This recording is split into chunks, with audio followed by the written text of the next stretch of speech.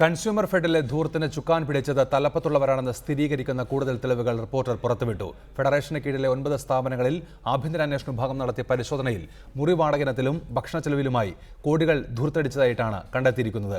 കഴിഞ്ഞ 19-നാണ് consumer fed MD Tomin J തച്ചങ്കരുടെ നിർദ്ദേശാനുസരണം പ്രധാന ഓഫീസുകളിലെ രേഖകളിൽ പരിശോധന നടത്തിയത്. Reporter exclusive.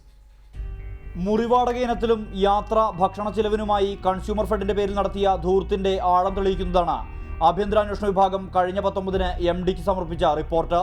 President Joy Thomas, മുൻ MD റിജിജി നായർ, ചീഫ് മാനേജറായിരുന്ന R ജയകുമാർ, നിർമ്മാണ പ്രവൃത്തികളുടെ ചുമതലയുണ്ടായിരുന്ന K അജിത് കുമാർ, കൊല്ലം മുൻ regional manager M Shaji, Thiruvananthapuram regional manager Sush Sukumaran എന്നിവർ ചേർന്ന് ധൂർത്തടിച്ചത് 1.27 കോടി രൂപയാണ്.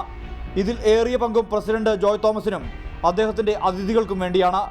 പ്രസിഡന്റ് ജോയ് തോമസ് ഉപയോഗിക്കുന്ന ഇന്നോവ കാർ വാങ്ങിയതിലും ക്രമക്കേട് കണ്ടെത്തിയിട്ടുണ്ട്.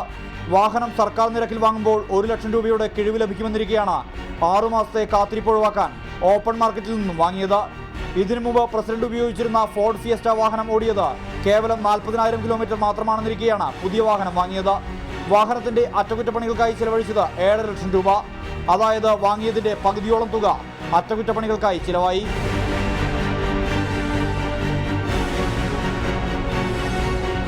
ഇതിന്റെ ടയറുകൾ മാറ്റിയത് 27 തവണയാണ്.